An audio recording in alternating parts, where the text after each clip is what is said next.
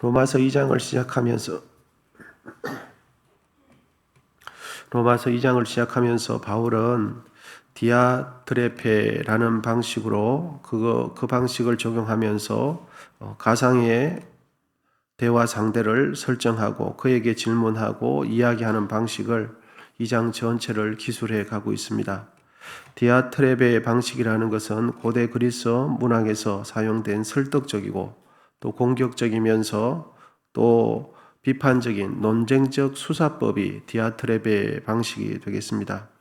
보통은 강한 경고나 비난을 통해 상대방의 잘못을 지적하고 교정하려는 그런 의도를 가지고 사용하는 방식입니다.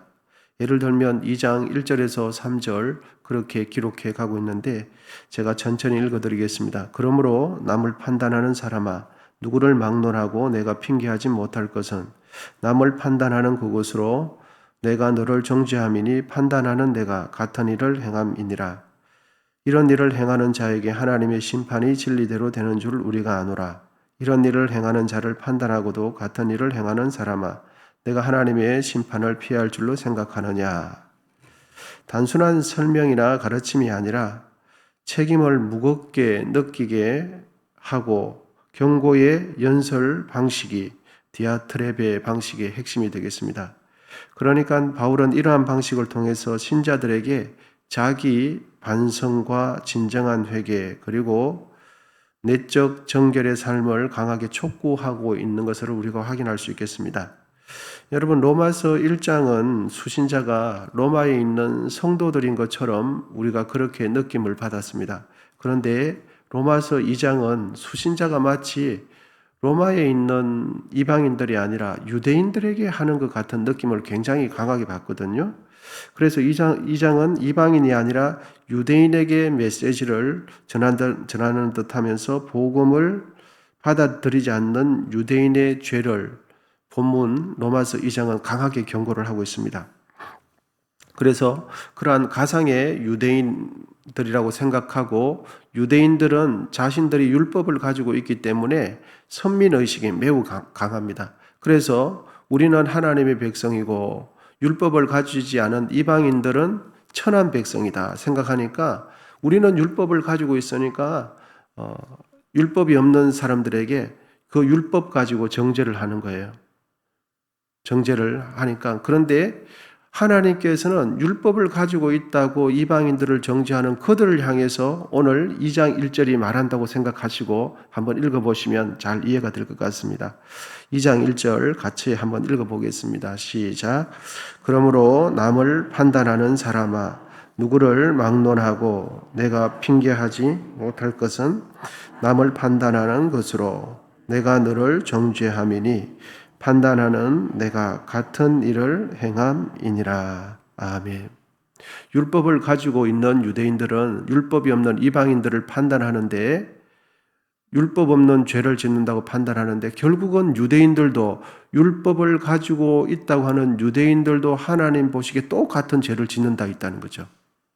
다른 사람은 손가락질하면서 자신은 동일한 죄를 짓고 있다 하는 거죠. 그래서 1절에서 남을 판단하는 사람은 바로 율법을 가진 유대인으로 이해를 하시면 되겠습니다. 유대인들은 좀 전에도 말씀을 드렸지만 유난히 선민의식이 강한 민족이 유대인이죠. 그래서 그들은 이방인보다 자신들이 낫다고 생각해요. 그 낫다고 생각하는 그 이유는 하나님께서 우리에게 율법을 맡겨주시기 때문에 우리에게는 율법이 있기 때문에 우리는 다른 이방인들보다 더 낫다라고 생각하는 거죠. 이러한 유대인들의 그 오류를 우리에게 적용을 해본다면 이렇게 해볼 수 있겠습니다. 나는 예수를 믿으니까 더 낫지 않냐? 나는 주일 예배도 드리고 나는 우리 집안은 예수 믿는 대대로 믿는 집안인데 다른 예수를 이제 믿은 사람들 초신자보다 더 낫지 않냐? 이런 생각을 할 수가 있겠습니다.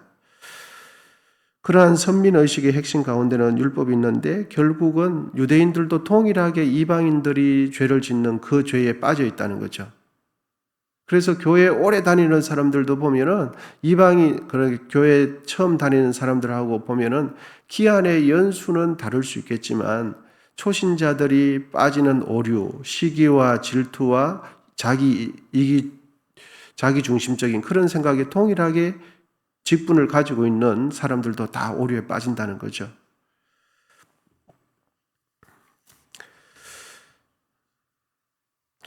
그래서 유대인들에게 율법을 주신 하나님께서는 율법을 주신 하나님의 의도는 율법으로 인하여 자기 의에 빠져 있는 유대인들, 그들을 향해서 사도 바울이 자신을 돌아보라고 권면하고 있는 거죠. 1절 하반절에 보시면 내가 너를 정죄함이니 판단하는 내가 같은 일을 행함이니라. 다른 사람을 판단하는 너가 동일하게 같은 일을 하고 있다 하는 것을 깨닫게 되겠습니다. 여러분 2절 3절인데 우리 같이 또 한번 읽어보겠습니다. 2절 3절입니다. 같이 읽겠습니다. 시작.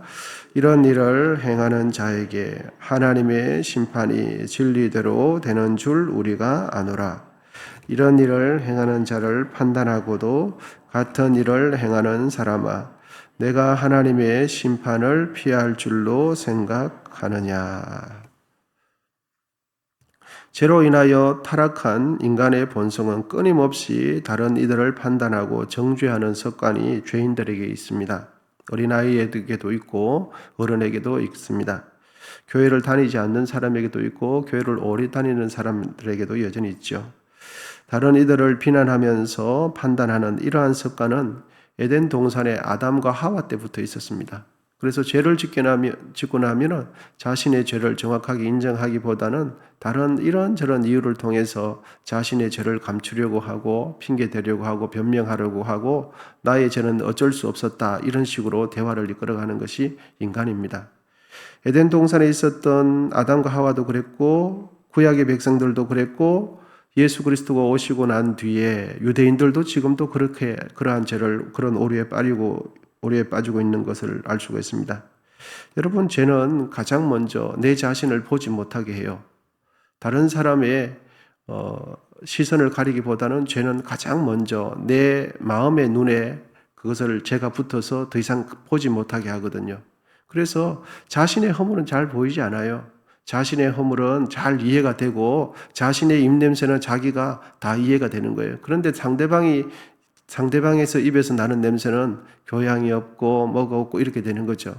그래서 자신의 죄는 다 이해가 돼요. 그런데 상대방이 죄를 짓는 것은 잘 이해가 안 되는 것이 우리 모두의 연약함이다 할 수가 있겠습니다. 아담뿐만 아니라 구약의 이스라엘 백성들도 오늘 본문의 유대인들도 지금도 그러한 오류에 빠지고 있습니다. 율법을 가지고 있다고 하는 자신들도 동일한 죄를 지으면서 이방인들에게 다른 사람들에게는 손가락질하고 있다. 무엇으로? 하나님께서 주신 율법으로.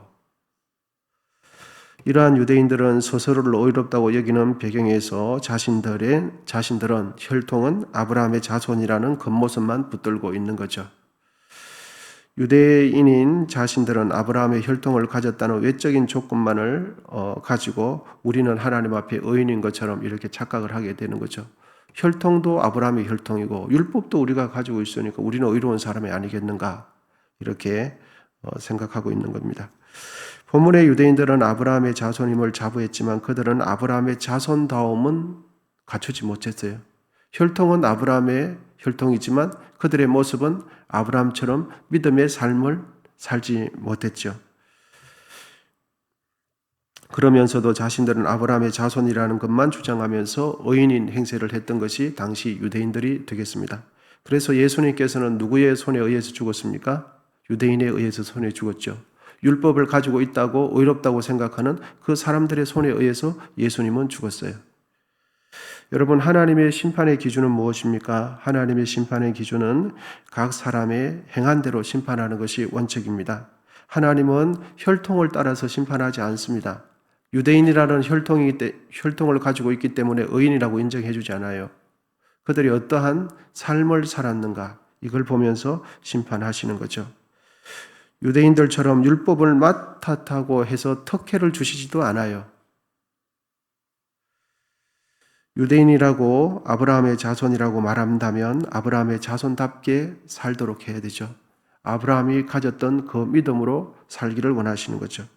우리 주님께서는 심은 대로 거두게 하세요.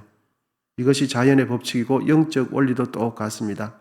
육을 심으면 육이 나오게 돼 있어요. 그런데 영적인 것을 심으면 영이 영적인 열매를 거두게 되어 있습니다. 그래서 우리의 생각 속에, 우리의 추구하는 가치관 속에 육을 자꾸 추구하면 육만 강하게 돼 있죠. 그런데 우리의 마음 속에서 영적인 것을 추구하면 영이 자라게 돼 있는 것이죠. 그래서 심은 대로 거두게 되는 것입니다. 이제 여러분 본문 11절 같이 한번 읽어보겠습니다. 본문 11절 우리 같이 읽겠습니다. 시작. 이는 하나님께서 외모로 사람을 취하지 아니하심이라. 아멘. 하나님께서 외모를 취하지 아니하신다라는 이 말씀은 이 문맥 속에서 하나님은 유대인이라고 특혜를 주시지 않는다 이 뜻이에요. 율법을 가지고 있다고 해서 특혜를 주시지 않는다 이 뜻이에요. 그런데 유대인들은 그렇게 생각하지 않은 거죠. 왜? 우리는 율법을 가지고 있고 아브라함의 혈통이기 때문에 우리는 의인이라고 생각하는데 바로 그 사고 속에 하나님께서 일침을 가하시는 거예요. 하나님께서는 사람의 외모를 보시지 않는다. 혈통을 보시지 않는다는 거죠. 인간이 가지고 있는 의라고 생각하는 것이 그것이 하나님 앞에 의가 되지 않는다는 뜻이에요. 이 11절에 있는 외모다 하는 이것이 단순히 얼굴 생김새, 키, 정말 신체적인 조건을 말하는 것이 아니라 우리가 생각하고 남들에게 내세울 수 있는 외적인 장점이라고 생각하는 것이 바로 외모예요. 입술로 의로운 말을 하는 자가 의인인가? 그렇지 않습니다. 성경 구절을 잘 꿰는 사람이 성령 충만한 사람인가? 그렇지 않습니다.